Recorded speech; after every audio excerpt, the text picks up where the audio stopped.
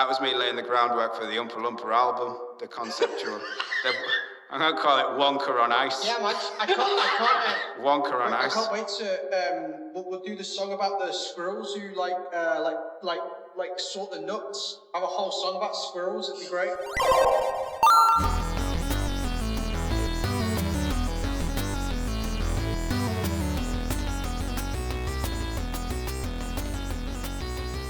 Hello, and welcome to the Gandalf's Fist podcast. My name is Dean, and today I am joined by, yet again, absolutely nobody, as, once again, I am speaking to you from Podcast Future.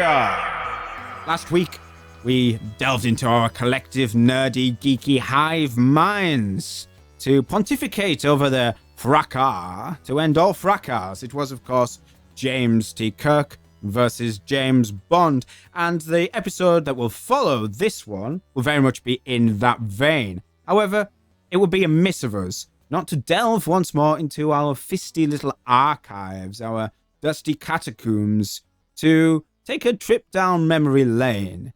This month of July 2021 marks the 10-year anniversary of our second album, Road to Darkness, one of particular note, as it was the first album we weren't embarrassed to put out, and we actually wanted people to hear. We had a bit of breakthrough success with it being covered by Prog magazine and things like that. In all but name, it was our first album and worth celebrating. To celebrate the 10-year anniversary of such an important album of ours, myself, Luke, and Stefan sat down at the start of the year to record a 10-year retrospective documentary style thing. It was attached to CD purchases of the album and digital downloads as a bonus track, and it still is. So if you've bought the album in the last 7 months, you've already heard this chat. Switch the podcast off right now. If you haven't heard it, then this should be a nice little trip down memory lane where we talk about the making of the album, what the important things are behind the recording of the songs, and the things that we did when we remastered, remixed, and released the album most recently. There's a fun few little bits that we added in as well. So there's some things that are very different for this podcast, little extra audio inserts, as well as clips from the actual songs that we will muse over as well. This was a lot of fun to record. It was done about 7 months ago, so please bear that in mind when judging the audio quality of this recording on people that did not know it was going to be included in a podcast in the future. Thank you very much. So without further ado, sit back, enjoy, grasp a cigar, brandy, popcorn, perhaps even a loved one, and enjoy the retrospective making of Road to Darkness. Welcome to the behind-the-scenes documentary for Road to Darkness by Gandalf's Fist. My name is Dean, and I am joined over the magic of the internet by Luke 7. Hello.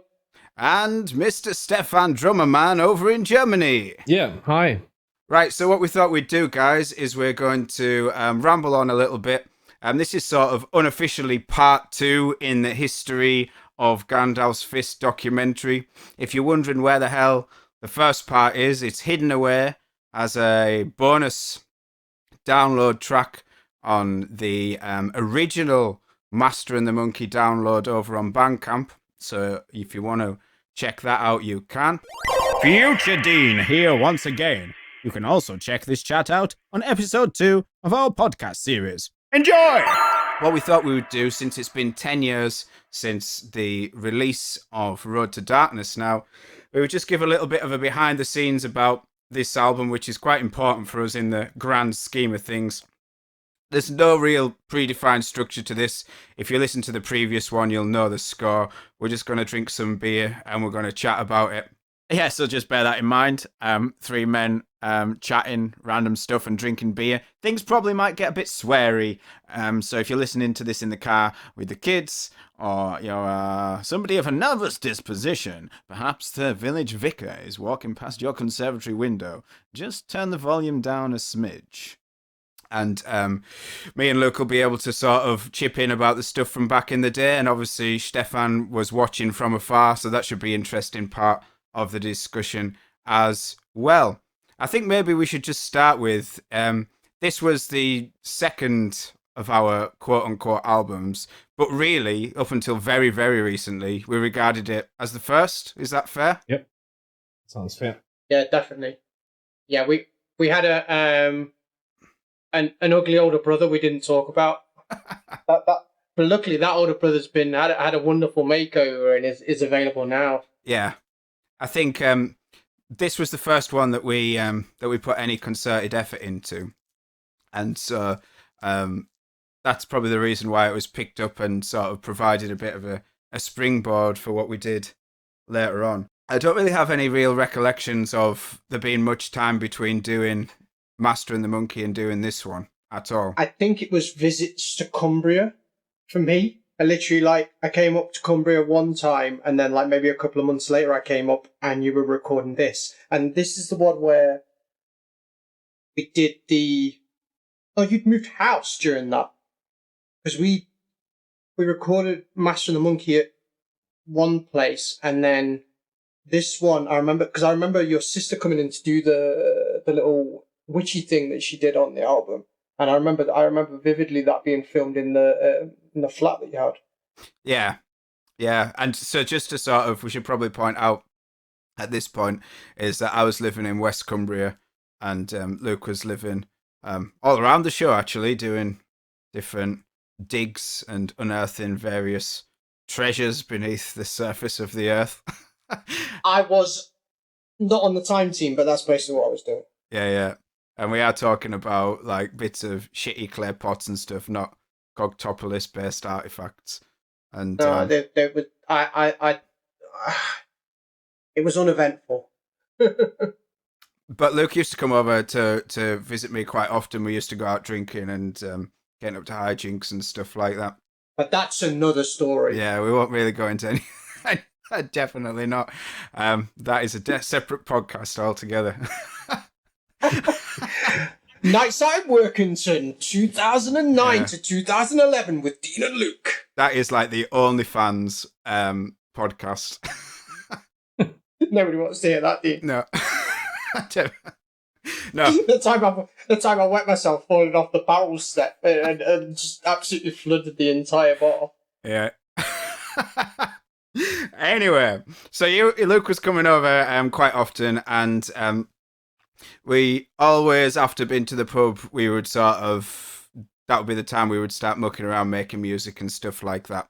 Now in when was it? 2011? 21. So okay. That's this year. 10 years ago, in 2011, we cranked out 3 albums. We released Master and the Monkey in January, and then Road to Darkness in July, and then Songs from the Soulway, which we called an EP, but was pretty much close to an album length. In November, something like that, October, November. December it was. It is the anniversary of our first gig together. The same day the Songs from the Soulway was released. Good knowledge. A few years earlier. We should point out right now that Stefan is pretty much one of our mega fans. So our early day stuff, Stefan knows more about it than we do. Yeah. He was basically a mega fan that we let come and drum on the album. But that's a couple of down the road yet. Yep. Yeah. But Stefan obviously drummed on the special edition of this album, so he knows the songs pretty damn well. So we cranked out these 3 releases, which might seem excessive, but we had a lot of material sort of lying around, because it was pretty much every sort of musical idea that I'd have knocking around in a demo form since I was a teenager. So it was just finding where to put those things. And so there's some one of the songs, Emerald Eyes, that was written years before any of the stuff on Master and the Monkey. In fact, most of it was recorded way before that as well. So it sort of just ended up on this one. Yeah, it was fun times. We did have quite a lot of fun recording it. But even though we had a slightly more slightly more trained eye on the sort of overall sound of it, and it didn't sound utterly shit like the Master and the Monkey. Can we talk about the elephant in the room straight off? Go on then. Can we talk about Pink Floyd? Yes. So let's talk about that. So it is obviously very deliberately an homage to not only just Pink Floyd, but like Dark Side of the Moon, that album specifically. But the reason why it sort of sounded that way was obviously the genesis behind the like concept of it.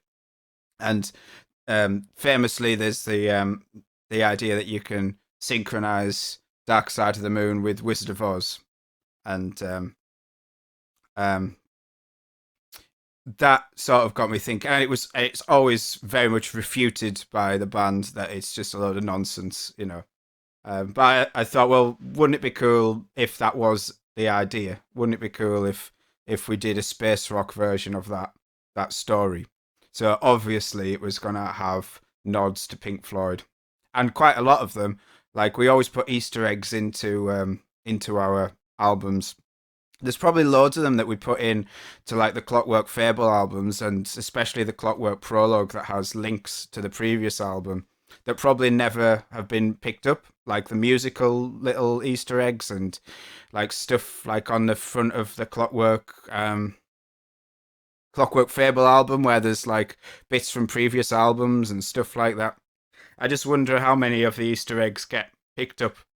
Sorry, I've drank too much beer already. And I had a Vindaloo, a really spicy Vindaloo for my dinner. And the problem is I cooked enough Vindaloo for my family, but obviously I'm the only one who's going to eat it. So if it sounds like my voice is gone weird, it's because I'm just like literally hiccuping and have indigestion left, right, and center. But yeah, so there's a lot of Easter eggs towards that album, but we didn't nick any riffs. There's no riffs that are nicked. There's no lyrics that are nicked. There's nothing like that going on. It's just an homage to one of the greatest albums of all time, and so it was quite a good thing to do early on.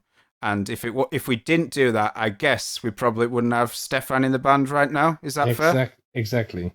That album hooked me up completely. Emerald Eyes, first few bars into it, and I was hooked.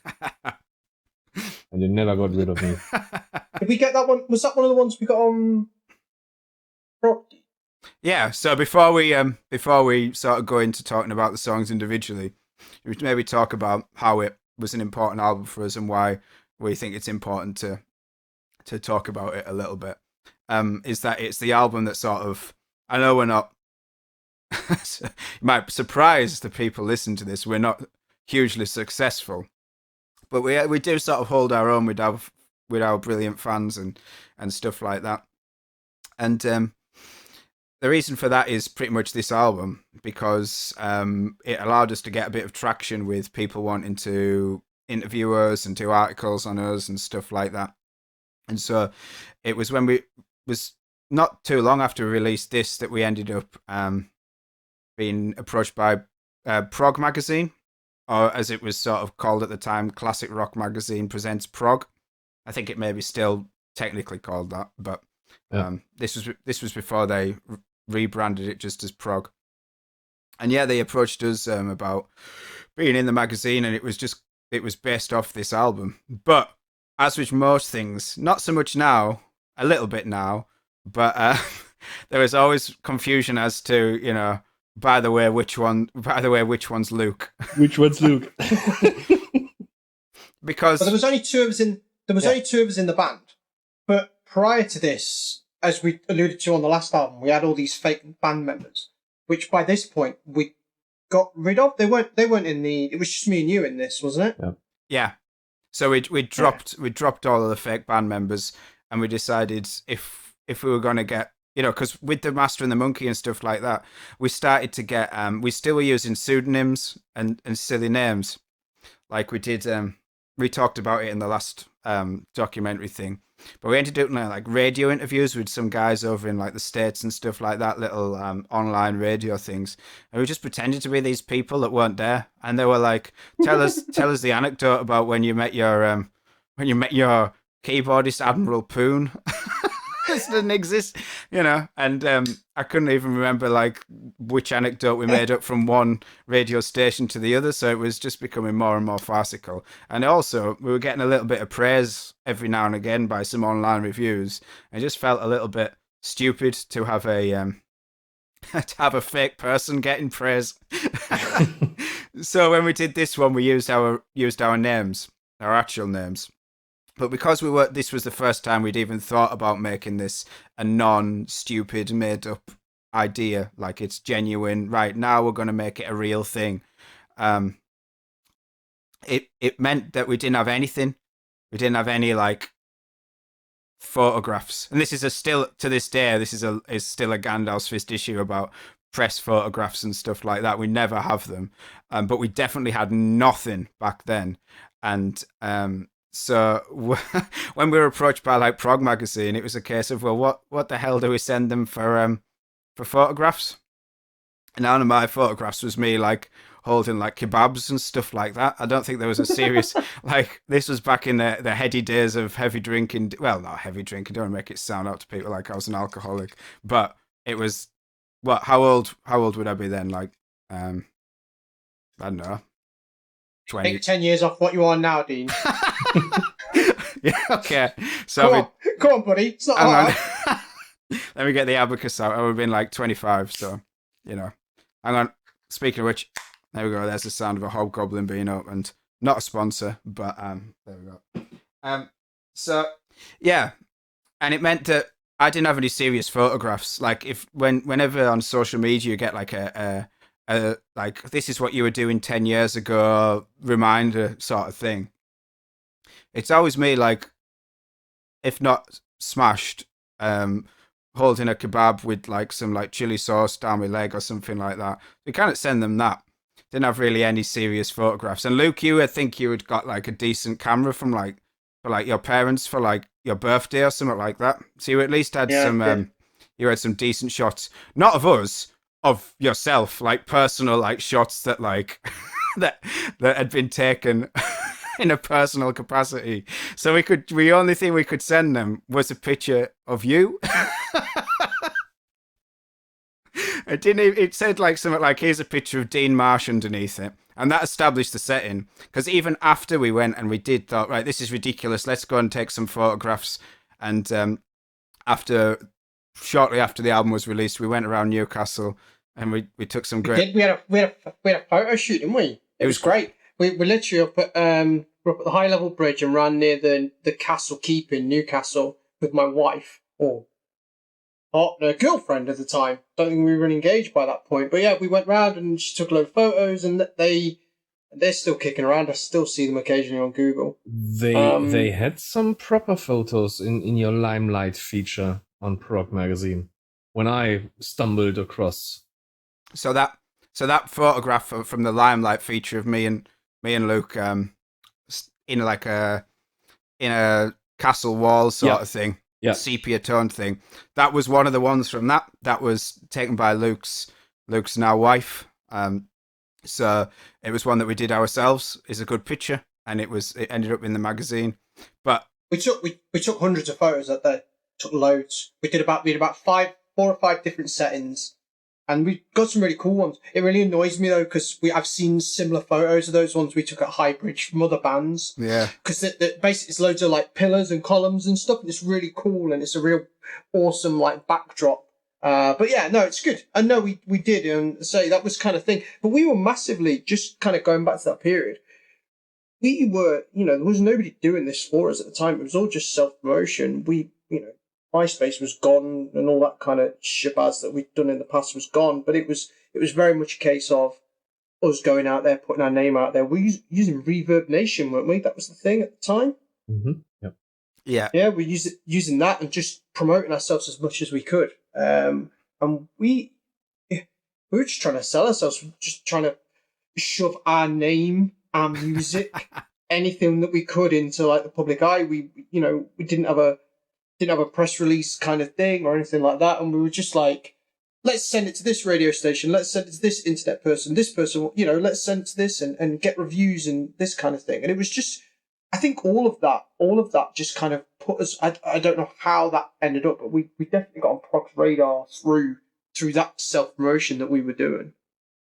Yeah, definitely. And it was after we'd done this album, we'd really started doing that in a massive way, like sent it to everyone. And every so often, I would get like an email or a phone call or something like from like independent record labels and stuff like that.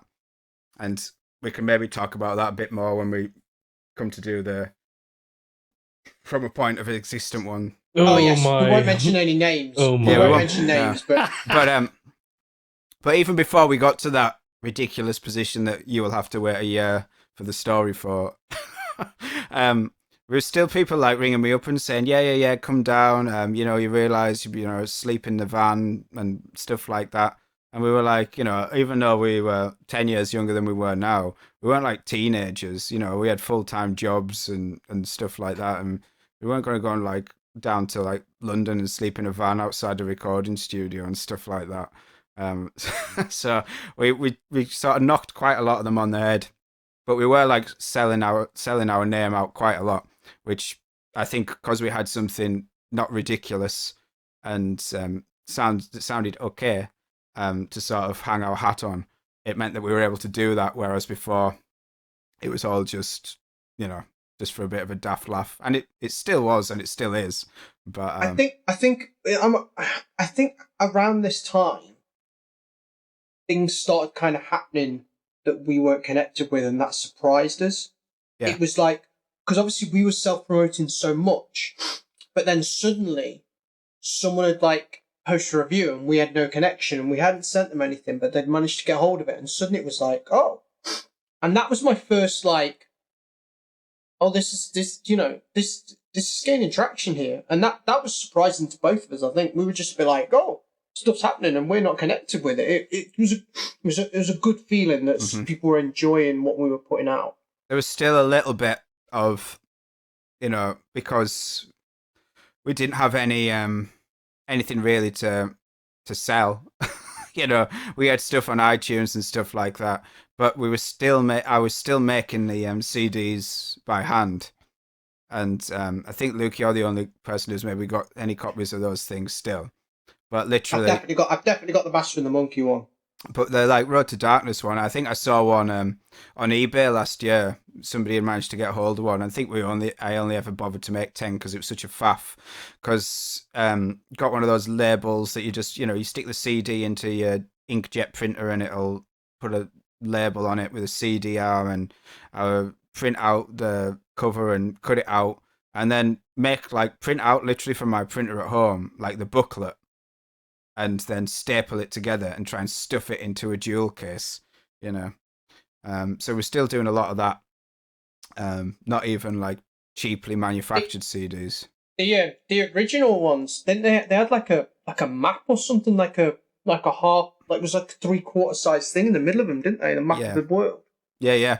I'd made like a little sort of Tolkien-esque like map, and that was in the sort of center of the booklet.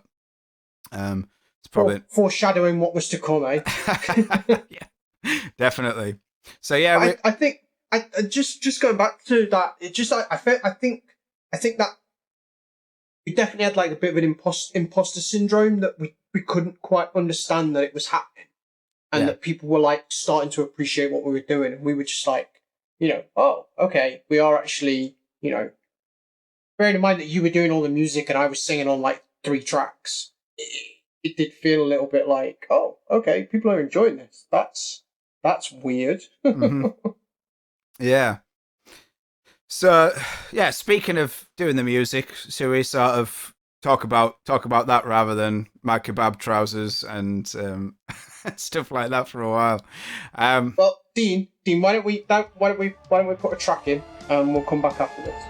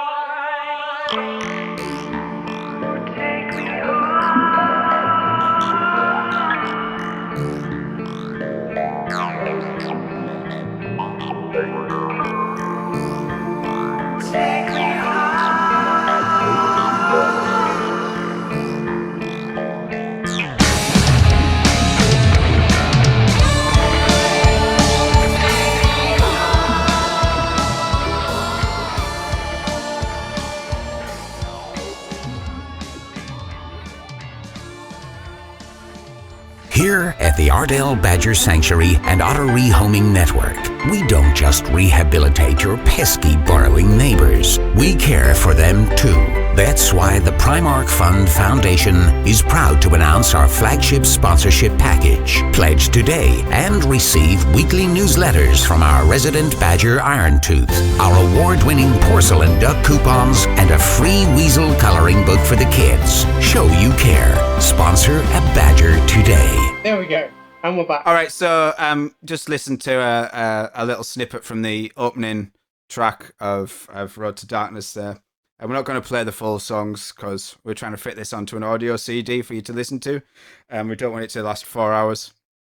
But yeah, it's an instrumental. We added a little bit of spoken word stuff to the special edition, who we'll talk about in a little bit. But yeah, No Place Cyclone. Nice fun. Yeah, thanks. It's always good to start off a landmark record with a pun. Stefan, what's your sort of views on this track, listening to like the opening few bars of this album, like listening to it with fresh ears? For the first time or when? Yeah, when you first heard it. Okay. I was thinking, what the hell is that? It always reminds me of didgeridoos from Australia. I don't know why, because those aren't didgeridoos, aren't they? No, it's like a jaw harp or like a Jew's harp or whatever you call it. Mouth harp, yeah. Mm-hmm. And yeah, I'm still wondering how you got the effect on it. That puzzles me to this day.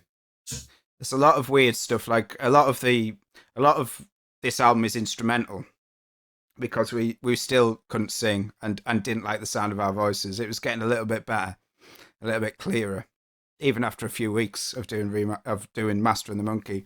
But it was like, well, let's keep it mainly instrumental. So that's I think that was a confidence thing more than anything. Just that thing of neither of us had confidence that we could do the thing we were trying to do. So yeah, definitely. And I suppose with bands that would go into a studio and have somebody produce it, they'll be able to sort of pull the best out of that. But we didn't have any of that. We were just sort of going off our own sort of bat. Just one thing we probably haven't mentioned, but probably worth mentioning, is that we do record all our own stuff. We did do now, and we definitely did back then. So yeah, we were sort of learning as we went along. And so having an instrumental opening, I think, was important, sort of setting the tone. Quite sinister. And a lot of the instruments are like sort of affected quite a lot. I would talk about it a little bit later on with the title track. There's like a weird sort of ping-ponging sort of thing, which is just a really, really simple sort of sound that's got a lot of like flanges and stuff like that on to just. You do love distortion, do you? Yeah, definitely. You know, it works, you know. So with this, just wanted to set it up as moody and stuff like that. And it's basically it's almost the intro track to Emerald Eyes. And it was my journey into my love-hate relationship with the drum computer on those albums. Ah, yes. So that's another thing. Which led to why I'm here in the first place. Yeah. So good point. Is that there's no real drums on this album. It's just a drum machine. Because we didn't have a drummer. I was the only person doing any of the music, and I did not have enough microphones to record drums, even if we had one. So it had to be a drum machine, and I just used it straight out of the box. We just used to fire these songs out and be like, that's good enough. So it isn't even a good drum machine in places. Sometimes it's fine. But yeah, that's why Stefan is here. It has its moments. It's definitely still valid. I mean, people who knock the sort of the drum machine and stuff like that. It's so handy for a composing tool. I think, you know, playing to a metronome and to a click or without anything is fine. But as soon as you have a like groove playing, you know, it inspires different ideas and things like that. You know, different sounds inspire different ideas, and different grooves sort of take you in, you know, riffs and, you know, melodies that you would never think of. So I think it still definitely has a place. But one of the worst affected songs for having an overly I don't know how to call it. Like each velocity on the drum hit of the next song, Emerald Eyes, is like maxed out to the limit. Like it's like everything is set to like 100%. Like there's no subtlety whatsoever. So it's just quite abrasive. Not that you're going to notice, because we're going to play a short clip from the special edition featuring Stefan right now.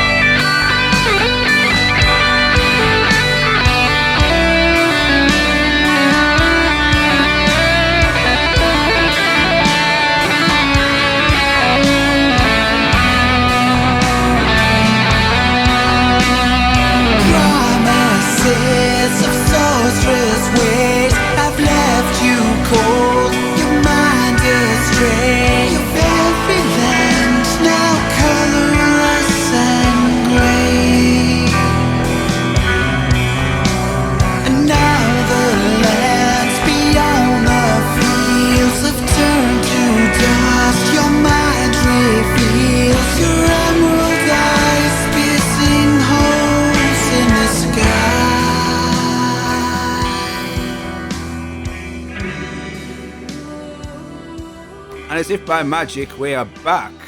So Emerald Eyes, we talked about it a little bit earlier on, because we sort of, Luke, we definitely hung our hat on this song a lot. Like, right, this is the best one. This is the one that when we're contacting radio stations, we should send out. I really don't think that anymore about the songs on this album, actually. I don't think it's the best one on there. But at the time, we definitely did. Is that right? Yeah, absolutely. Yeah, no, definitely. It was like go back 10 years, and you know there was me, you, some random guy, a couple of people in America, and then eventually Stefan, and that was pretty much it. There's probably 50 people listening to these tracks. Yeah. So you know, go back long enough, and we were the only Gandalf's Fist fans, and we were making music for us. And I think we discussed this in the last one. We were making songs that we wanted to listen to. We were making songs and music that we liked. And I had this on repeat all the time. This album was just like, play it again. It's only 45 minutes, a couple of hours to kill. Yeah, play it twice. You know, it was that kind of album, and I played it all the time. So that song, you know, I've got that. I can hear that song playing in my head right now, because it's so ingrained in my being. Because we loved it, and it was, and we put it out everywhere. It was like, yeah, listen to this. This is as good as, you know. This is how good we are now. Yeah. But I loved it. No, it's one of only 2 songs, and the other one is on this album as well, that has been performed at every concert we've ever done, every live Fist performance. It was the song that worked the best from the start, because I was the same. I was listening to it all on loop, on endless loop, and I knew exactly what to play on there and how to play it. And when we decided we would play it in, what was it? Planet Rockstock. Yeah. I was, yeah, we're gonna nail that. And we played it on the first rehearsal, and bang, next one. Come on. Yeah. It was really, really amazing. If I talk a bit about we've talked about the inspiration behind it, so we needn't do that but behind the recording of it. So I mentioned that this was recorded before Master and the Monkey. And the guitar and bass part for it was, in fact, the whole thing, really, apart from the vocals. I recorded at my mum's house, at my mother's house, where I sort of was set up in like, was renting this great big like townhouse that had like 3 stories and like a basement, and I was up on the top floor for a while in my early 20s. And I had a really cheap solid state Laney amplifier, a Jackson Randy Rhoads guitar, and the only mic that I had to which to record the sound coming out the amplifier was like an overhead mic, one that we've used on vocals quite a lot on the original albums. And so that is not the right microphone to record a guitar cabinet. You need a that microphone lasted at least 3 albums, right? But it was the only. We were still using that on from Point of Existence. Let's be clear about this mic. It's a good mic, and it's just reuse it for everything. So like I've used it in sort of room mic capacities off of miking up percussion. When Dave Oberly come and has recorded his percussion and stuff on Forest of Fair and on Clockwork Fable, that was the mic we used to mic up the sort of hand percussion, and so worked fine. I was just distracted by the sight of Luke pouring a tasty whiskey, and I'm sorry, I just realised that there was a good like cork pulling pop. Yeah. When I pulled the cork out of the whiskey, but I just wanted to hold it up so we could notice that's what we did. There's just all the way through. This is just going to be subtle background sounds of like me belching of my Vindaloo, the slow like sound of Stefan there opening another bottle of beer, and Luke glugging away on his Highland Park. That's a good sound. But yeah, like it wasn't the right mic. Everybody knows that you don't use that to mic up a cab. Everybody knows that. But it's the only mic I had, so that's what we used, and I didn't re-record it. I just kept that, and that's what we went with. And stuff like that. We still weren't too confident with the vocals. So when I recorded the lead vocal for this one, I wanted it to have a higher harmony, like the 5th harmony. I wanted that dual lead vocal with a higher harmony, like the Gilmour, Rick Wright sort of thing. I really like that aesthetic. I think that's a really nice sound, and it's beautiful when it's done by those 2 guys. But there's no way that I could achieve that. I could probably do it justice now, I think, but back then I just didn't have the confidence. So it was hard recorded through like a piece of hardware that had a built-in vocal harmony setting, and so it was recorded with the harmony into the sort of mixer. So there's no way of separating originally the harmony from the lead vocal. They were just mixed in.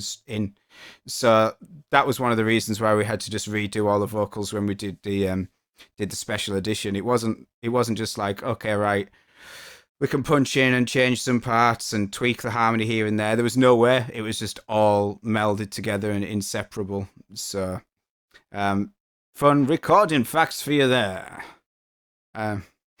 The next after this is the voice that I try to teach in when I'm doing my online teaching. No way. Jesus, Stefan, how squeaky is your goddamn chair? Yeah, it's pretty fucking squeaky. Yeah, it is.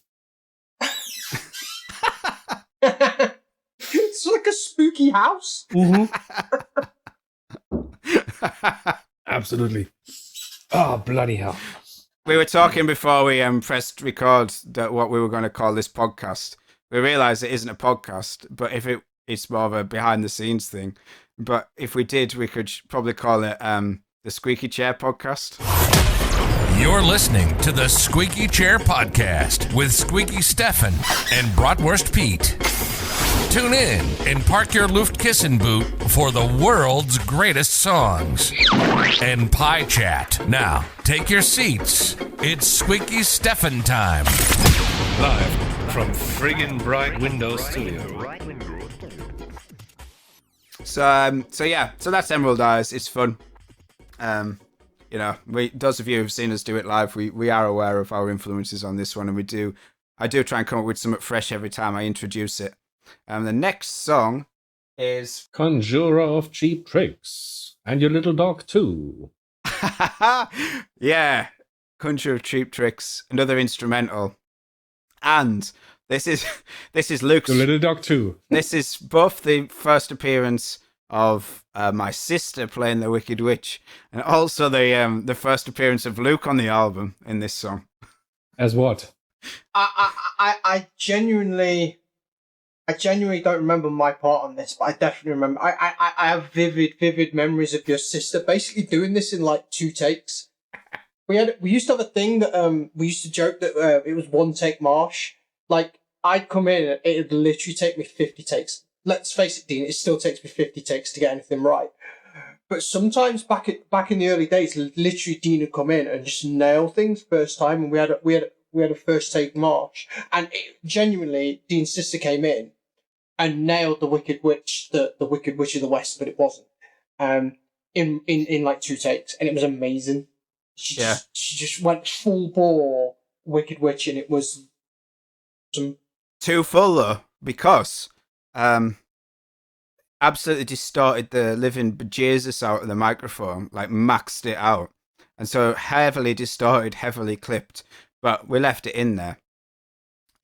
When we came to do the special edition, it was a case of, what am I going to do? Get my sister to come round. Hey, remember that album we did 7 years ago? Can you come round and scream at a microphone again? So we still have that in the special edition, the distorted scream. And it wouldn't be the same if we got to do it again, even if they're non-distorted. But yeah, Luke, you come in with your Silence Woman. Oh yeah, do Silence Woman, of course I do. Silence Woman. There's a little gap in the, and the title is got nothing to do with the Wizard of Oz. The title is obviously a nice little nod to Lord of the Rings. I think it was our first real, despite being called Gandalf's Fist, it was our first reference to Lord of the Rings in any of our recorded albums. There was definitely none of it on Master and the Monkey, and so it's from the part in the Fellowship of the Ring where Gandalf says, "Do not take me for a conjurer of cheap tricks," or whatever. Can I just confirm? Is it the only wizard we have in any of our albums? It is, isn't it? What? We don't have a wizard in it. We don't have a wizard anywhere else, do we? Ooh, good question. It's the only wizard? Because there's no wizards on it, because obviously... I mean, from Point of Existence, technically could have a wizard, but I don't think the wizard appears. I don't think we ever use that character. No, so like it's more of it's a full-on sci-fi sort of cyberpunk sort of thing going on from a Point of Existence, so... I think we put in the liner notes that the character of Gandalf in From a Point of Existence is a sociology teacher. But that's another story. Yeah, we'll come on to that next year. It's the only wizard, isn't it? Oh, we'll have to rectify that theme. We'll have to write an album about wizards. Let's get on task. Come on. We definitely... We've been doing this long enough now. We need an album about wizards. We do, actually. So this is another reason why this album's special. It's the only Gandalf's Fist wizard-based album, and for that reason alone, that makes it pretty damn cool. But there's... Yeah, so it's the part in the Fellowship of the Ring, I'm not trying to rob you. I'm trying to love you. Or whatever it is. Anyway, should we hear Dean's sister in all her glory? Yeah, let's have that distorted witch scream. Let's have that. Just play that now.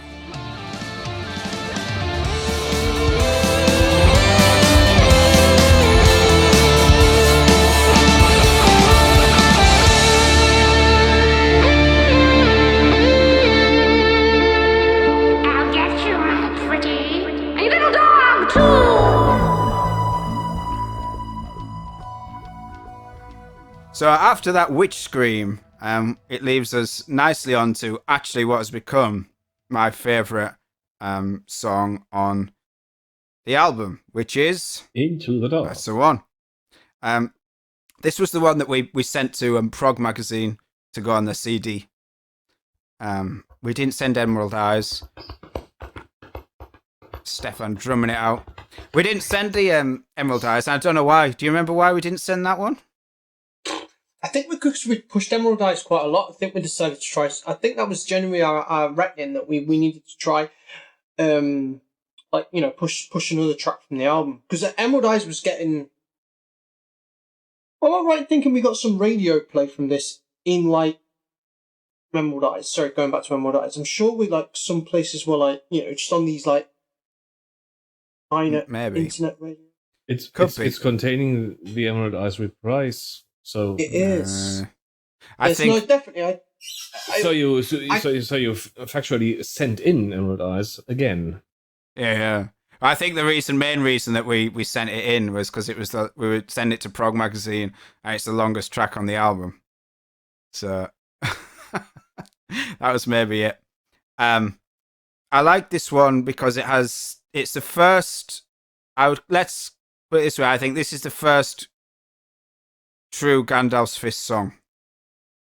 I think that this is the one that I think has got the mix of the prog rocky sort of stuff, and is the first time where we get that like new wave of British heavy metal stuff going on in some of the instrumental sections, and then has like a catchy outro sort of thing, which we've done a lot, like the repeating catchy outro is something that we've done on most albums. Actually, we did it at the end of From a Point of Existence. We did it definitely with 9 Billion Names of God on Universal Wanderer.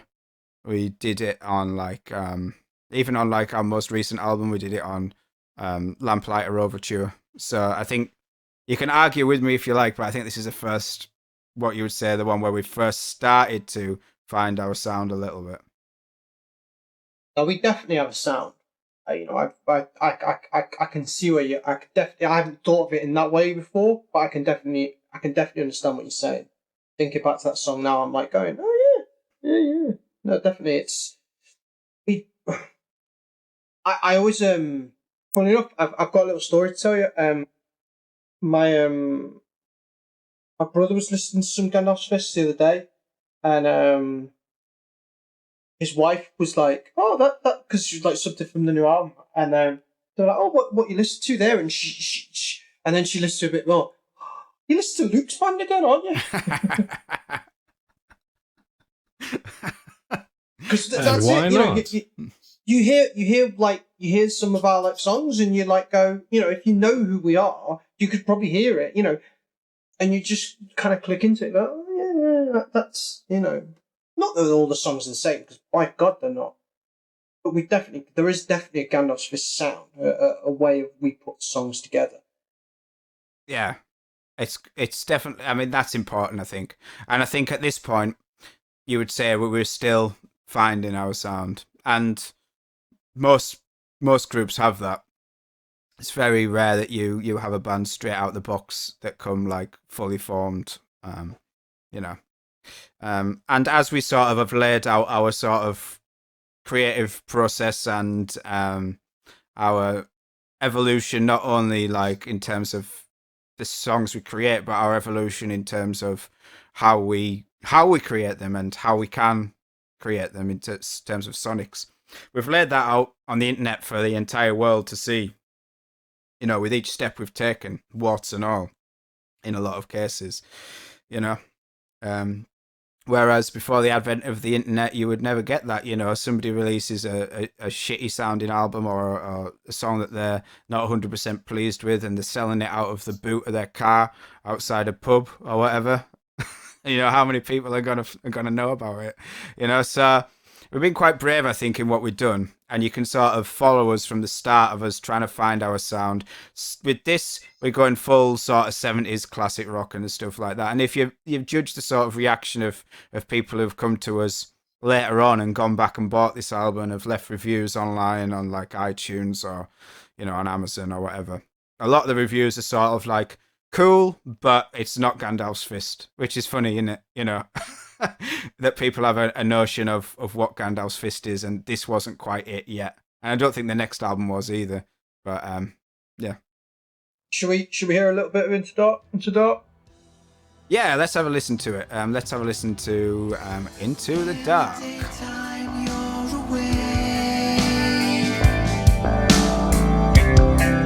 the daytime, you don't know which road to take. In the sunshine, you don't know when you should leave. In the sunshine, there is no more make believe.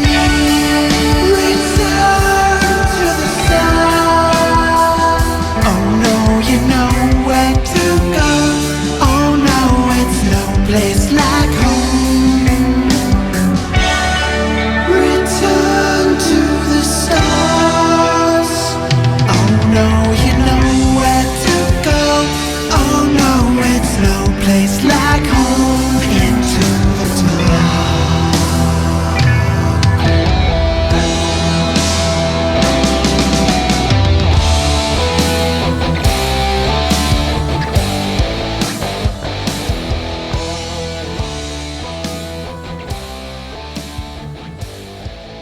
The next one is another one of the instrumentals.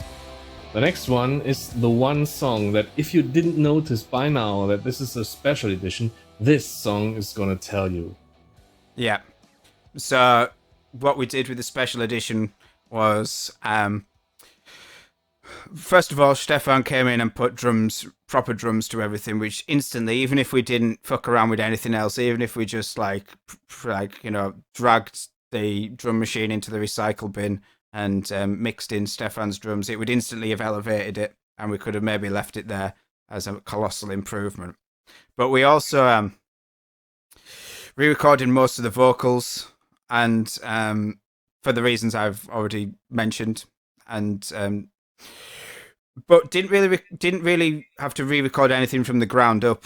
We didn't lose anything like we did with some of the later some of the Master and the Monkey ones that we had to redo. So most of the guitars are the same. There are a few little tweaks that had to be made, but most of the guitars are the same.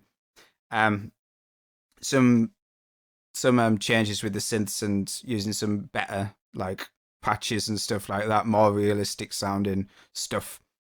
But we also decided we needed to put in a bit more, filling in the gaps a little bit in terms of the narration and stuff and progressing the story. That we didn't add narration tracks like we've done with some of the other special editions. We did add some overdubs of narration within some of the songs. First one being a little bit earlier on with a couple of words. But with this one, we had Alicia pop up, who, for those of you who don't know, Alicia is my wife, but she has become like the seventh member of the band in a lot of ways, because she just pops up on all our albums. Originally with playing Eve on Clockwork Fable, but now... No. Forest of Fae, surely. Oh yeah, of course. Indeed. Yeah, she played the nanny on Forest of Fae, and then Eve on Clockwork Fable and Clockwork Prologue, and then the ship's computer on Universal Wanderer reissue, and the narrator on Remaster and the Monkey, and she plays the sort of good witch or whatever it is in Wizard of Oz on the special edition of this one. So she pops up on this, and it's probably the narration on this is so eerie and so cool on this one. It fits the music really well. But before we get to that, is we added lyrics to this one. It was really just a load of weird sort of sounds around quite a well-known melody. So decided to add some words to this one. And yeah, I think it definitely needed it. I think it was the original album was maybe slightly too heavy on big instrumental gaps, and to have a completely instrumental song at this point in the album was probably Probably maybe a bridge too far. But yeah, so there's two very different versions of the song. One that's mainly just synths. That's the Vindaloo again. And and one of them that's got some words in. Quite fun to write these kind of lyrics on this song.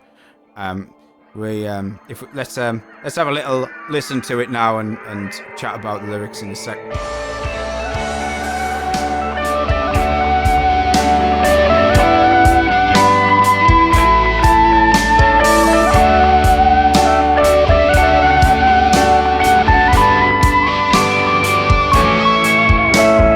Gazing into stardust, wipe the sulfur from your eye. Sow the seeds of madness in your brain. Turn it into darkness, let it fade away. Turn the key or run the road again. Beyond the sphere of sadness, the prison light divine sees the gate, a doorway lost in time. Comfort is companion, or just voices in your head.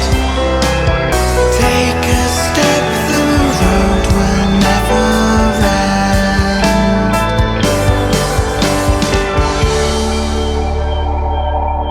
My dear girl, do not be frightened. Down on your civilized world, I believe there are no witches left, nor sorcerers, nor magicians. But, you see, child, our world has never been civilized. For we are far removed from the rest of the cosmos, and so we still have a great many dark things haunting the paths that lie beyond. I love the album title. I absolutely love not the album, the song title. The song title. It sounds so black metal, you know. I can literally see someone wearing corpse paint on stage. And, this is Twilight at the gates of the prison moon. Go. Well, I've just invested for the first time in my life, and you might hear it on an upcoming Gandalf's Fist album. Maybe not. A 7-string guitar, so we can do some like that if you want, Stefan. Twilight at the gates of the prison moon. But it's a fun title. Obviously, again, little nod to the Dark Side of the Moon album cover. We've got the word moon in there and prism in there and yada yada yada. And the lyrics I wrote to this one very similar to, quite fun sort of thing to be writing, quite similar to the song we did on Forest Affair, Circus in the Clearing. That kind of stuff is a lot of fun to write. It writes itself, really. So, yeah, a little bit of fun, a nice little interlude. And it is an interlude, really. It's quite soft. There's nothing really to, in terms of progression of the song. It sort of leads up to the next song, which is a weird song. It's one of these, I suppose this is like a real deep cut, the next one. Sulphur Highways of Io. I absolutely fucking that fucking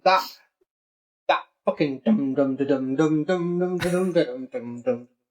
I fucking love it. Every time I hear it, I go, oh yeah, I fucking heard this in ages. It's great. Yeah. And it's only, you know what I mean? But it's just, I don't know.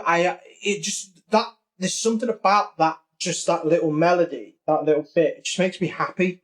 It's so like, I don't know. I just love it. I always have. Before we, let's play that little bit then. Let's play that little dum da da dum bit, so people know what you're talking about.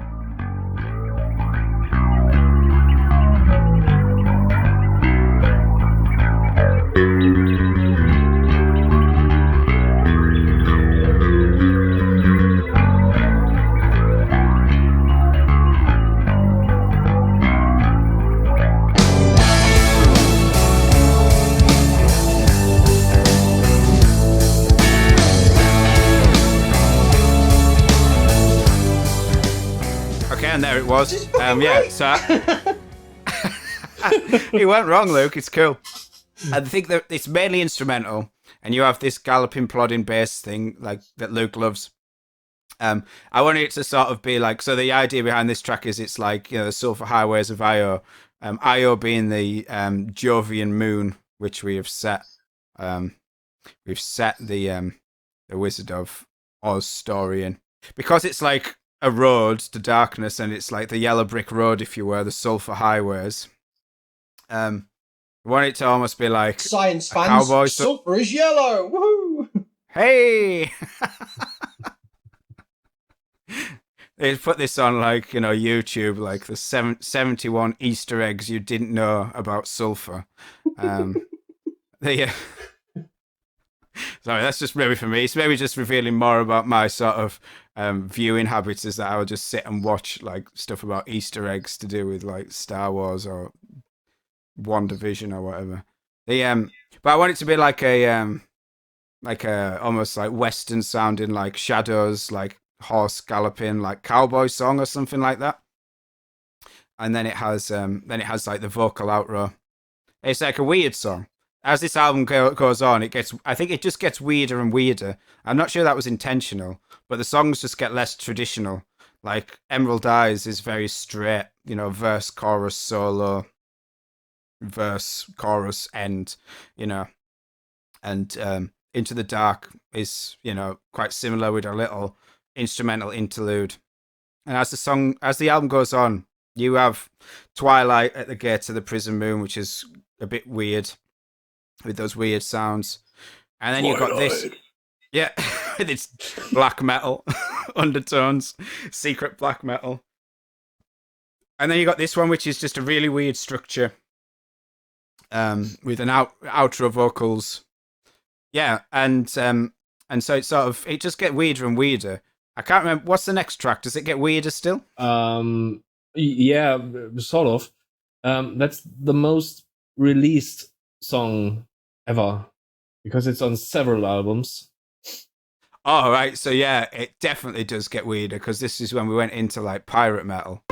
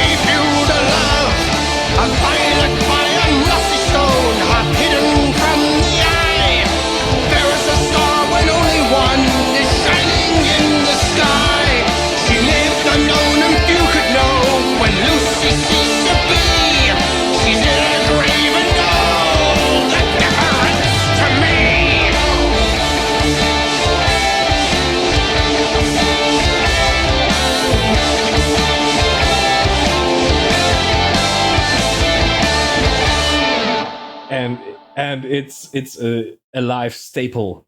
Yeah. So the only other song, so to say, the only other song that's and I'm sure this is correct, along with Emerald Eyes, we played this at every concert we've ever done, and it is Untrodden Ways. It's got absolutely naff all to do with the Wizard of Oz. It's got naff all to do with the moons of Jupiter either. How does this fit into the concept art, Dean? That's the one thing I've... So it was in amongst all those songs that I had lying around. And it didn't end up on Master and the Monkey, so it was probably going to end up on this one. And it was just like it was a folk ballad version of one of William Wordsworth's poems. And so I don't know if it was originally going to be on the album or not. But what happened is that I decided to add like a heavy riff ending to it. And I was just like sort of sat in the bath one day, and I thought, let's do a pirate riff onto the end of the song. So later on that day, I sort of did it. And that coincided with one of Luke's aforementioned visits to West Cumbria. And after we'd been to the pub... Oh, we'd quaffed many beverages when we recorded this. There was no plan to have vocals on the riffs at the end. It was just supposed to be like a riffy ending to it.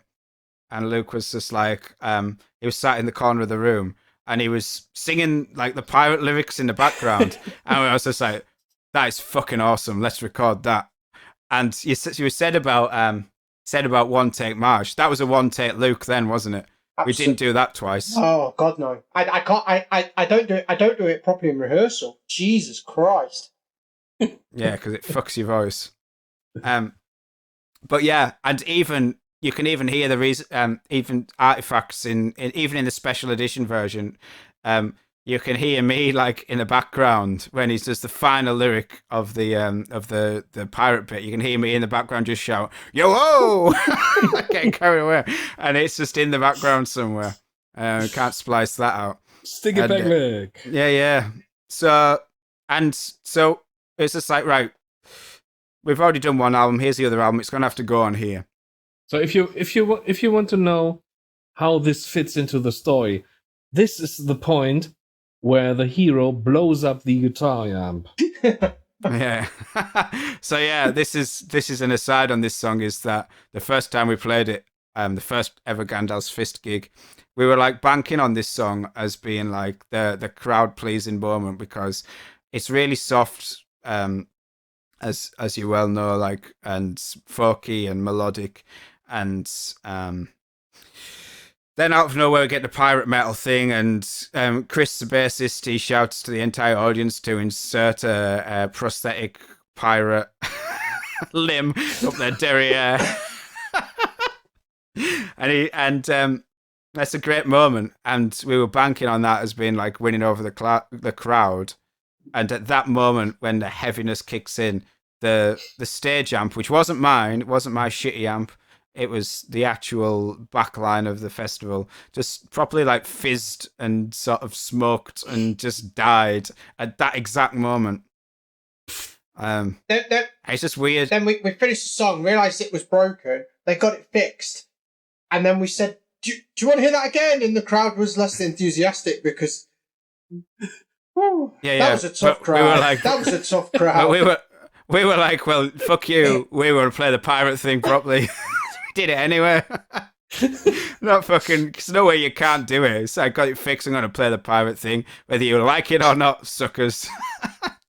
Yeah, the song didn't succeed in filling the gap, the 20 feet gap that was between us and the audience. It felt like a full football field, man. Jesus wept.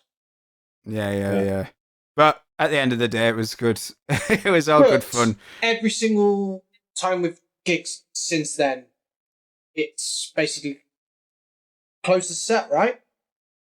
Yeah, it's been a good encore. You know, we know how to use that song now properly.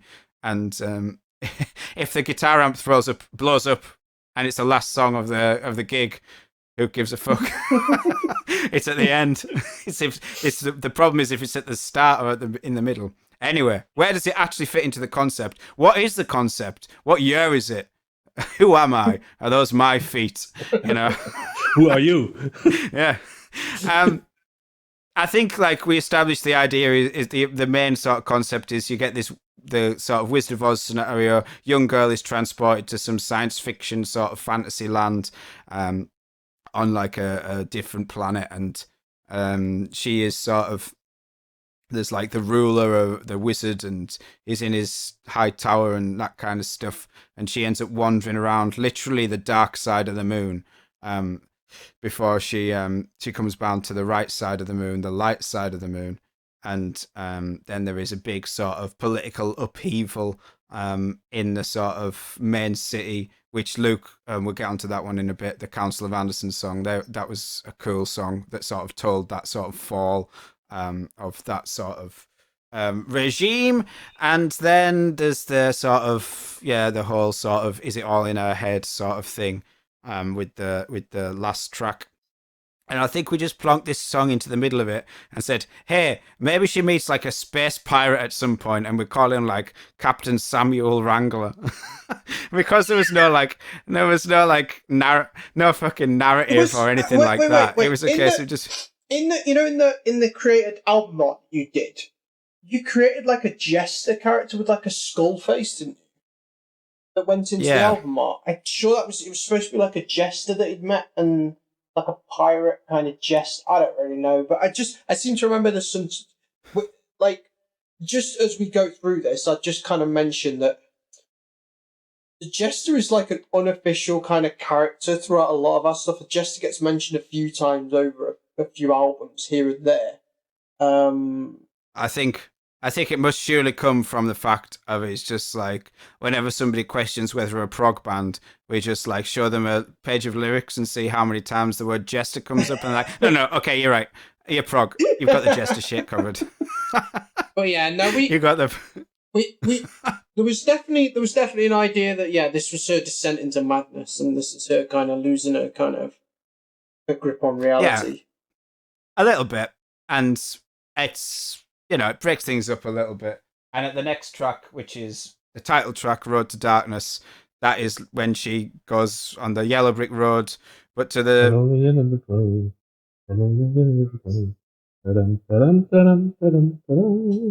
Thank you, Munchkin Stefan. Yeah.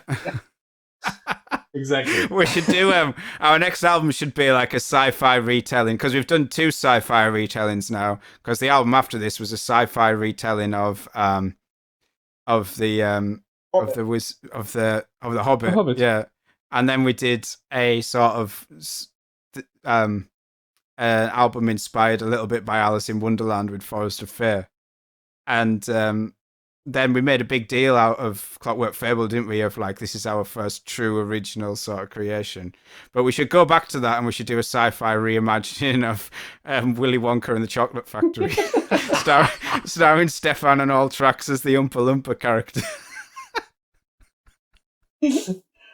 I still festival on stage. Yeah. You commenting on Luke's outfit. I still no. That was me. Later that was me laying the groundwork. Commenting on Luke looking like an Oompa Loompa. That was me laying the groundwork for the Oompa Loompa album, the conceptual. I'm gonna call it Wonka on Ice. Yeah, man. I can't. Wonka on Ice. I can't wait to we'll do the song about the squirrels who like sort the nuts. Have a whole song about squirrels. It'd be great. Yeah. Because it's like a chocolate factory, there can be like chocolate nuts, chocolate covered nuts. Oh, nuts. Yeah. That means absolutely, like, the worst thing about in jokes. It's, anyway, we're talking about Wonka on Ice, Luke being an Oompa Loompa, Stefan being a Munchkin man. And a fine time to be talking about such things, because this track, Road to Darkness, is all about a descent into madness. And join us in our descent into quite obvious madness, as you can hear, by listening to a small snipperoo.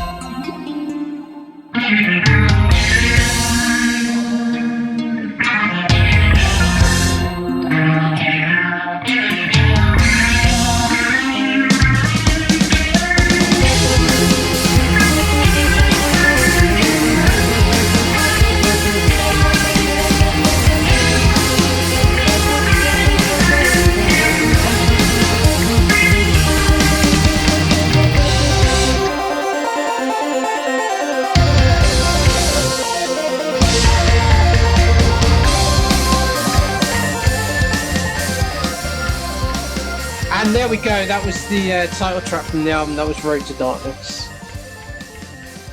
The weird sounds at the start, like I said earlier, are like just weird, like just like literally like pings, little like almost like little harp plucks, like a really shit sounding synth on like a Casio keyboard style like thing, which just sounds supposed to be like a harp, you know, the sound, and then just add in the layer of effects like chorus and things like that to create that like really weird sort of synth sound. So that's why that sort of intro sounds so unique. It's because it's like a really just affected, simple sound to create almost like a unique synth. There's lots of good like sounds on this, you know, like going back to the original. There's lots of stuff on there that, and you know, just I hadn't heard stuff like it.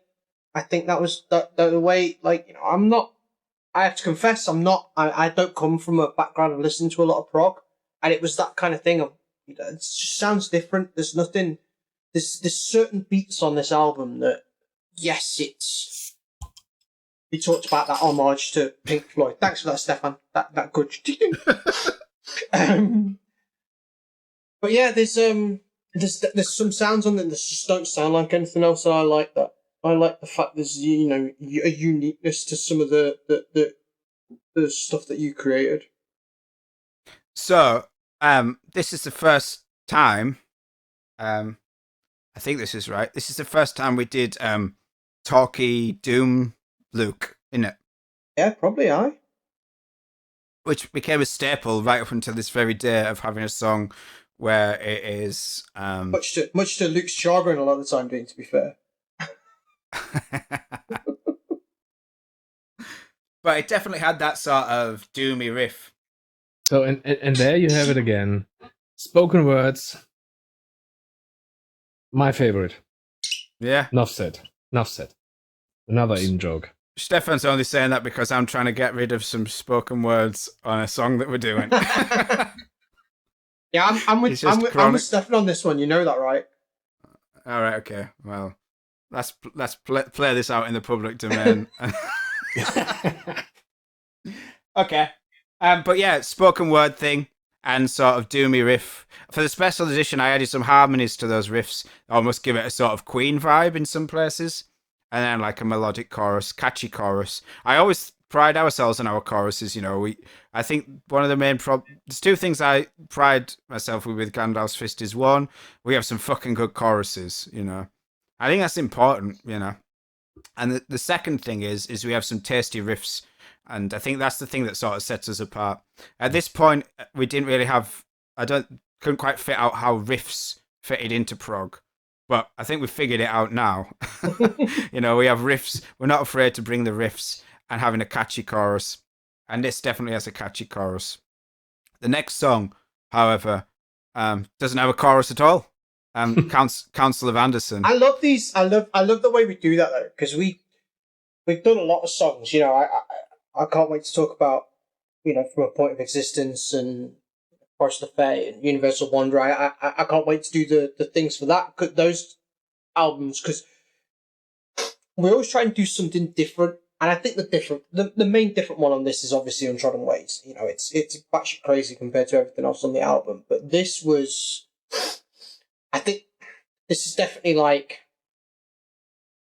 this was up until maybe Universal Wanderer. I think this was the song I was the most proud of, like personally, because it was the one where I felt like it was me singing, and I was kind of like thinking, I absolutely loved it. And you know, like anything you do, you're always proud of stuff that you do and that you think you've done well. But I always loved this song, and again, a bit like Emerald Eyes, this was on constant. A few things I like about this song. I think it sounds great. I think it's got a cool like melody, and I like where it goes with just having like an extended sort of guitar solo. And one thing that we added in the special edition was something that Luke originally wanted to have, was the like chanting, doing the like descending sort of da da dum da dum da dum.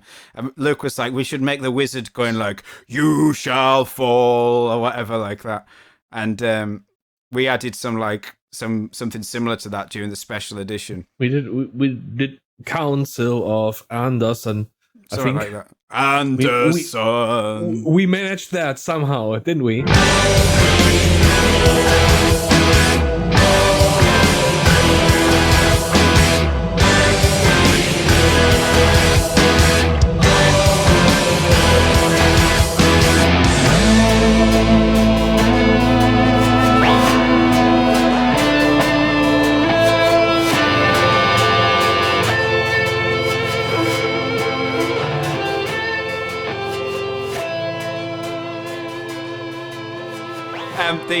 The thing I like about this song is that this was the first time during Gandalf's Fist that me and Luke sat down and collaborated on the lyrics and the songwriting, because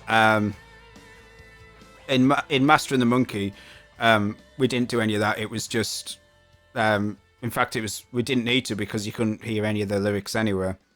And then on a lot of the earlier songs I'd sort of written them before. I seem to remember that literally I think like, how many tracks are on the album? 11? 10. I think at least 8 of the tracks were written before I even like was around for like doing anything on this album. Yeah. And but I don't think there was any lyrics written for this one. And so I think we did work together on the you completely wrote by yourself the verses for Road to Darkness. So there was no collaboration there, and for the chorus for Road to Darkness, the song we're talking about, I wrote the chorus to that without your input. So that we were working on the same song, but it wasn't like a collaborative thing. And so on this one, we literally just sat down, we had a few beverages, and we were just like writing it as we went along. It's like, oh yeah, that sounds cool. And that's always been really fun. Like, and whenever we've done that, and we did that on the next album with a few songs. We did it on Forest of Fair. It's definitely Universal Wonder as well. Yeah, definitely. One thing about the Council of Anderson, which I really like, is the fact that it resembles sort of or creates the same vibe that in the Court of the Crimson King, the song has. It's describing weird people the same way, almost. Sure. And the second feature I absolutely love is that it really kicks the gas in the middle of a song. You know, it's really losing itself. You know, on drums you can literally hear it. How it's all hand movement all over the kit. Really, I love that. Yeah, it's one of the songs that's definitely I did the least on in terms of re-recording parts. So Luke didn't re-record any vocals for the special edition, and there's no chorus vocals for me to record any vocals for me. The guitar solo isn't perfect because it's got, it's not the best, but it has a certain charm to it, and I don't think I could recapture that, so we didn't re-record the guitar solo. I think bass was recorded a little bit, maybe. I don't even know if it was. Probably the bass guitar was recorded to bring the rhythm section up to muster. But the main difference actually on this song is Stefan's drums. So this is the one really where it is the one that's benefited the most, because it's that's the main improvement, I think. Although we did have a new mix on the Uprooted album. Yeah. But it's a different mix. It's totally different to this one. Just want to point that out. Just people think we were lazy and taking that mix. No, we didn't. Yeah. There's always been like efforts to go back and sort of fix things a little bit and revisit mixes, and that's always been the case. Like literally, like a week after Master and the Monkey came out, like we released a different mix of Stakes of Low Tide. We're just constantly doing stuff like that. Just going back to that, I remember you trying to do Dance of Umbra maybe 3 or 4 years ago, and obviously like it was way before we were starting the remaster project. you know, I just remember you coming out and saying, "Oh yeah, I've just been working on this," and I'm like, "Right, okay," because we're always thinking about it. We're always thinking about what can be improved and what can be done differently, and you know, looking back at the old stuff. And we've, you know, the joy about revisiting this was to make it what it should have been, and if it had had the time and the energy and the expertise and the equipment, this is going to sound like this because we've got different personnel involved. But you know, probably Remastering the Monkey probably has seen the most changes. But this is a, you know, it's a 90% improvement on what was there, the whole package. But as you say, this maybe is the 10%. This is maybe the album that, you know, it just did need those drums to kind of bring it up to spec. I think with Universal Wanderer, which was the first special edition we did, that was the one where it felt most like, hey, we could just, people were asking for it on CD, and we had never properly released it on CD. We'd had some sort of cheap, some professionally made ones, but not the best ones. They were like not en masse productions. They were, you know, duplicated CDs rather than replicated, for those of you who know the difference. And so we had maybe sold about 50, 100 of those, and no more.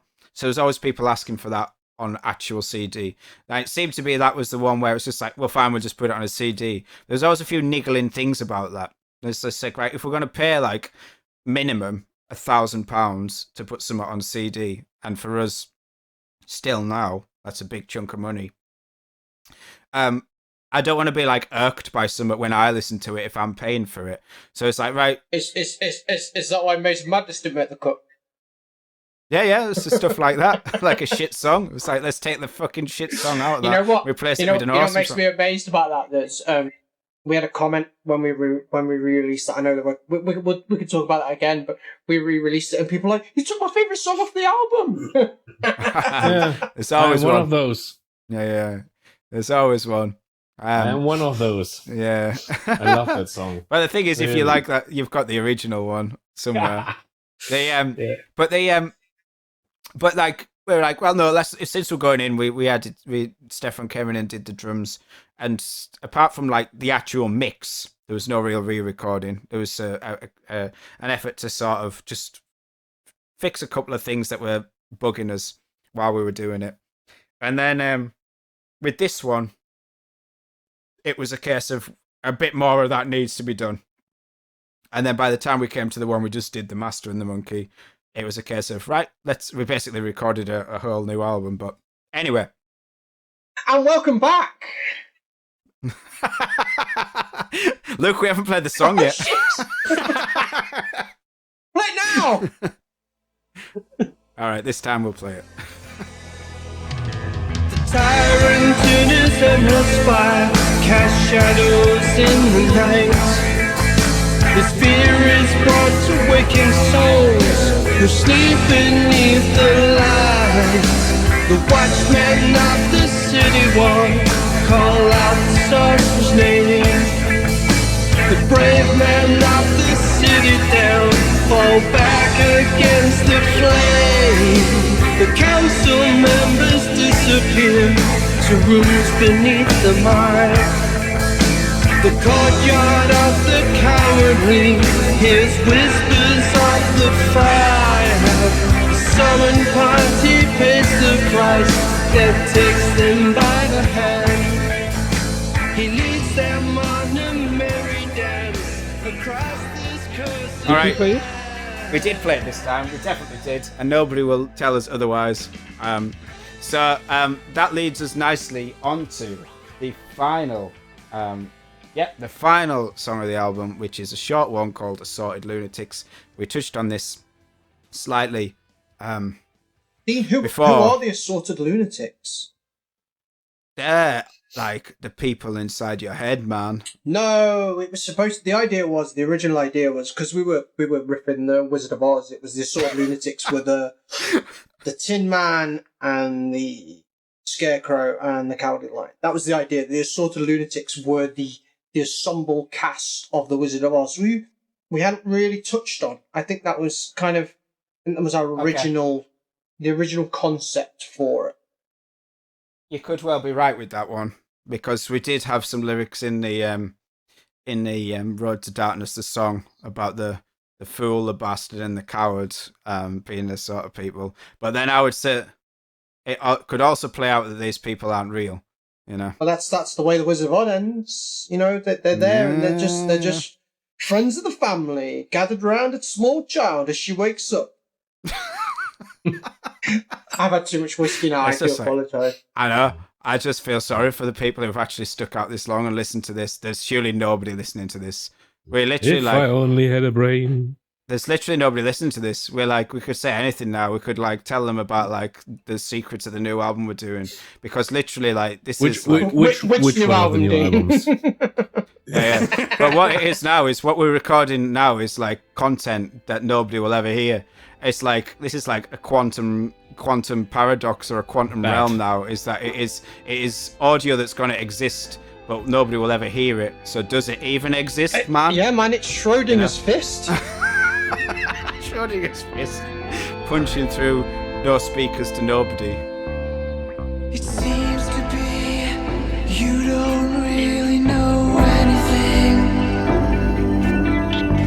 It seems to me you don't really know anyone. Say it makes them sick. Assorted lunatics. Speak to me. Your mind was never here anyway. Your disease, greeting people inside your brain. Oh, the games you play. You hear the words they say. At last, your courage flames. No more roads that lead this way. First, you gave them your heart, and then you lost your mind. And that brings us to the end of Road to Darkness, the album. 10 years ago. Can you believe that it was 10 years ago? Absolutely No. not. But then in some ways, yes, because it's Yeah. before both of our marriages, all of our children. How many houses for you? 3? 4? Oof. Yeah, 4 or 5. Yeah. Maybe more. Yeah. Before Kerry, before Ben, before Stefan, before even Chris, really. You know, the whole thing. It's weird. It's weird that 10 years ago we were doing this, and to look back and then think, it doesn't seem real. It doesn't seem real that we got from that to this. I think that's what like strikes me the most.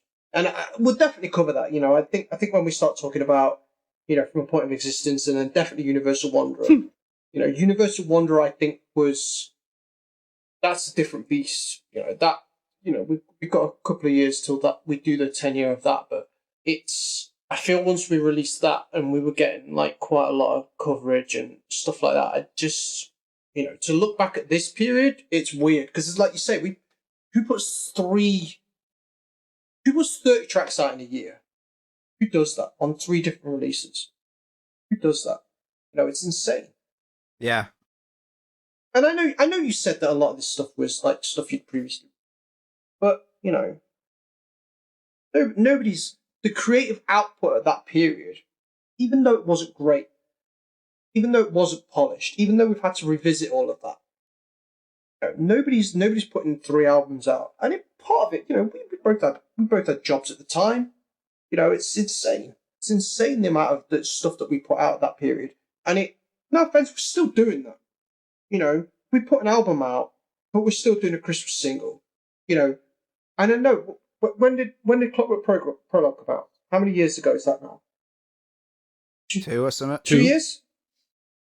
2 years. years. So it's been technically 2 years since we put an album out, but we put what out in that time? You know, we're always doing stuff. Well, I would argue that Master and the Monkey is basically like recording a full album because we recorded all the songs. Yeah.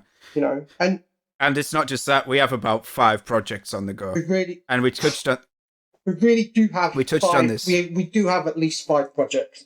You know, two of those projects are absolutely brand new material that nobody's even heard yet, and that's exciting. Even us. That's for another. That's for another fist cast. Yeah. Or a pod fist. Yeah. Podcast Fistmaster 5000. Welcome to Podfist. I'm your host, Podmaster Fistmaestro. Fistcast, Jesus Christ. But yeah, no, to the point on that, I think we're always putting stuff out, and we talked about it previously. It was maybe in the other Fistcast, if you like. We don't just like push forward. Before we were like, right, here's our project, like all hands to the pump, and let's just do this, which is how we managed to get Clockwork Fable triple album, all those songs, intricate songs, all the script, everything written, recorded, produced, mixed, released within 12 months. Even from like not even having the idea, it was just like, right, focus on that. Now what we have is we've sort of got about 4 or 5 things on the go, and they all inch forward almost at the same time. So we might get to a stage at the back end of next year where we suddenly have fucking 5 huge albums to release in one go. We genuinely that's not a joke. We could definitely put 3 things out in 6 months. I think that's within our grasp, which would be insane. And 2 of those could potentially be brand new music that nobody's heard.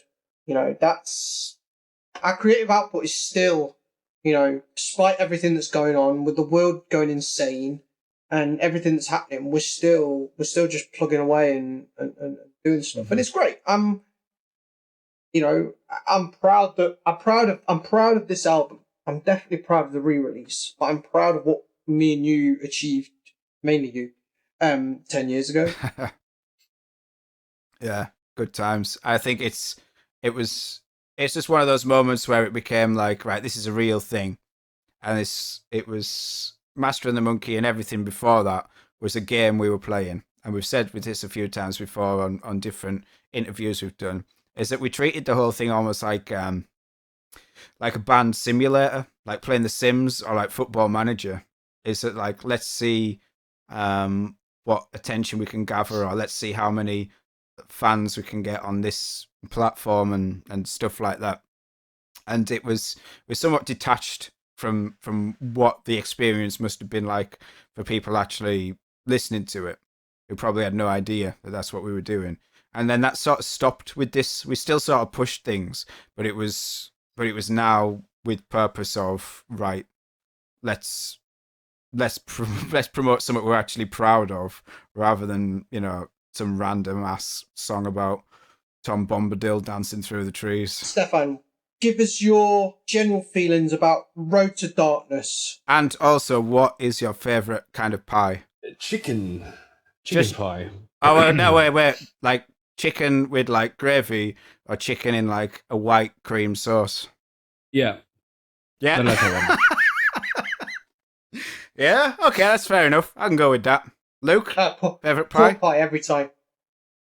Or like a melt and Mowbray yeah, thing? Yeah, absolutely. With the jelly, man. Oh, fucking jelly. I mean, I like a pork pie and I like a Scotch egg. But No. Scotch egg. That's not a pork pie. That's an abomination. A pork pie. Whoa. Back up a minute. What the fuck's wrong with a Scotch egg? Just the, you know what? The egg, good. The sausage meat, good. It's the outer bit. It the crumb. Yeah, man. I don't like. You don't like the crumb. Like it. I think you can't go wrong with a steak and kidney. Tune in next time when we find out which pizza they like more. I'm not a massive fan of pizza, so that's a game over on that one, Stefan. we could do favourite curries, but we know you've only ever had a tikka masala, so that's not going to take long either, is it? Oh yeah. Like pizza for like Luke, that is like a Trojan horse of like death for you, isn't it? Like what is Luke's like got allergies and stuff. What is lurking underneath that melted cheese that could kill you? I know, man. I like a spicy pepperoni. That's really racist. I shouldn't have done that. I'm sorry. Can we finish this now? Right, Stefan. Final words on Road to Darkness, Yeah. please. Milestone album. That's just 2 words. But yeah, I mean it. Milestone album. It hooked me up. It made me really one of the biggest fans, probably. Road to Darkness to me it's the first album I felt like that I was proud of. Definitely. I looked at it and I listened to it and that had a lot of airplay for me. And still does. Mm-hmm. I'm not gonna lie, sometimes Gandalf's Fist comes on my playlist and I'm like, I'm not in the mood. Because you're not. Yeah. Like any band. Sometimes you're not in the mood. I never skip Road to Darkness songs, I just don't. It's part of it's 10 years that we've been listening to it, but I feel like that's why it doesn't feel like 10 years, because it feels like I've always been listening to it. I agree. It's an album about a girl on a moon who fights a wizard, meets a pirate, and then goes insane. It's Dean, we haven't talked about the album art. We should talk about that. Did we mention it on the Master and the Monkey one? We did, didn't we? briefly. Yeah. Like one of the everyone is literally just like, if they're listening to this in their car, like on the CD changer, they've literally like just driven over the like barrier into the other oncoming traffic and like. Why are you still talking? Fuck off! I want to turn it off, man. The bit after, like, when they heard Stefan talking a few minutes ago, like, they were like, thank fuck. They're tying it up, it's the end. And then it's like, oh, fuck, they're still going.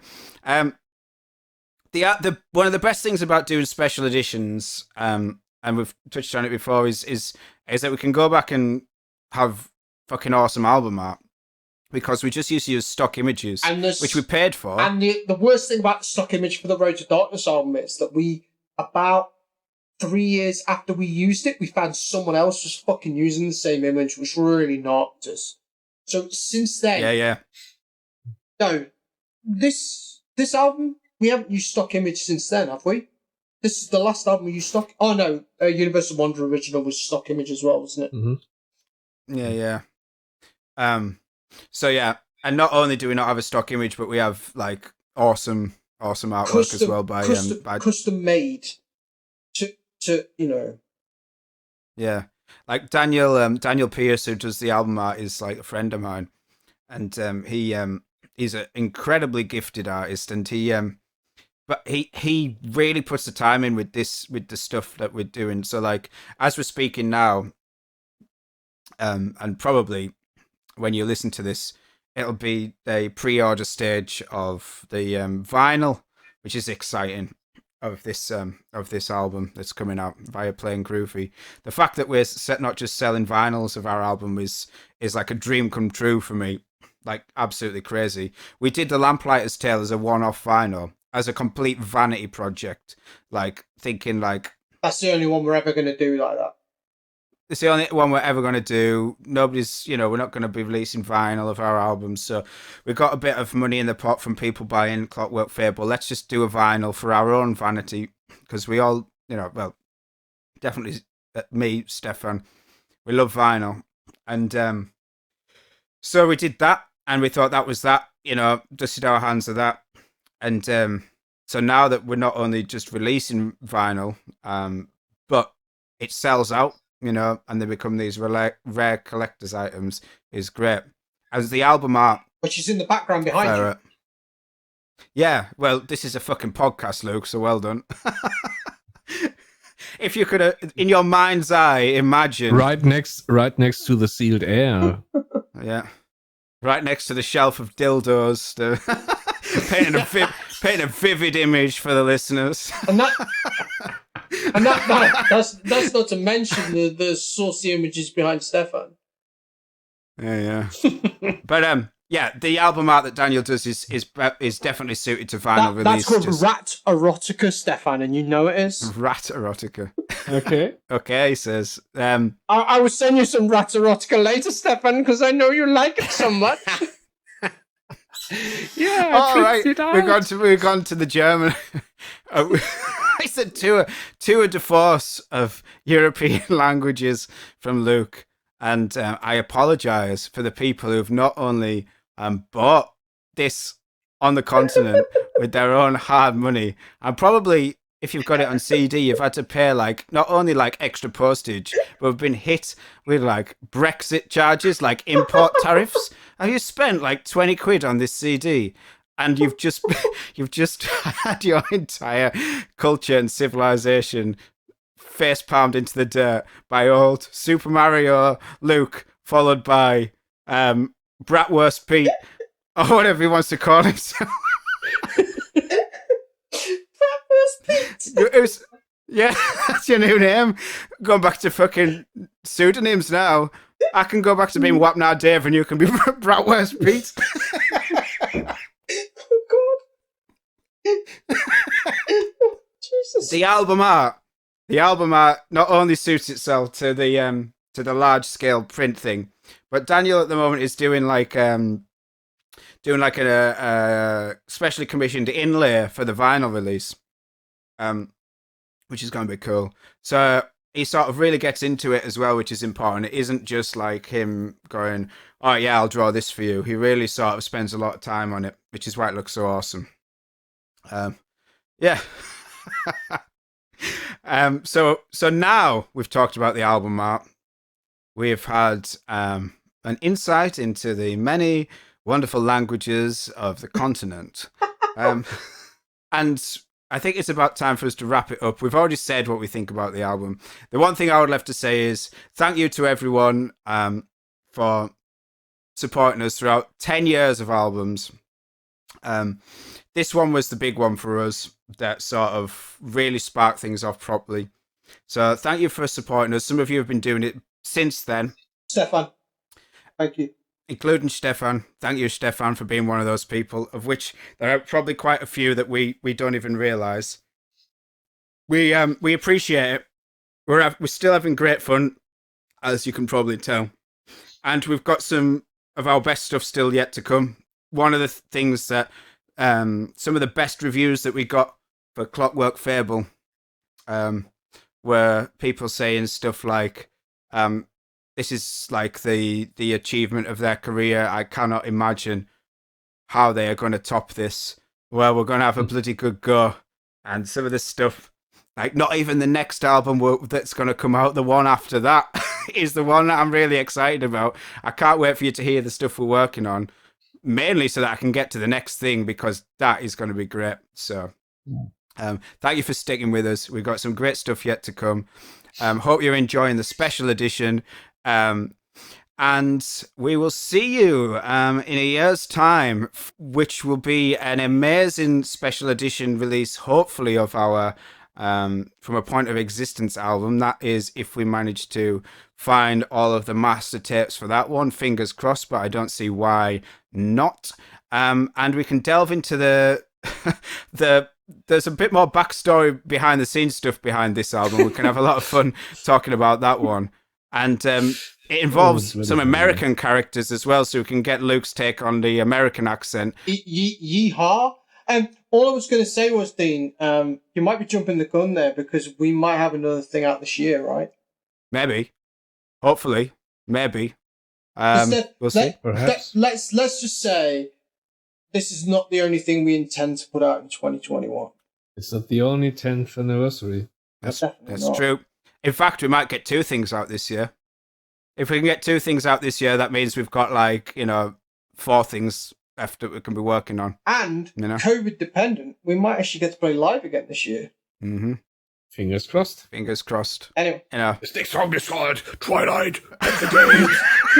What I like, is maybe just like somebody listening to this in hindsight and just nodding, thinking, and none of that happened. It was the last we ever heard of Dean, Luke, and Stefan. They never released another thing again. Nobody saw or heard of them. And on that hopeful note, terrible disappointment. 3, 2, 1, done. Bye. Darkness, won't you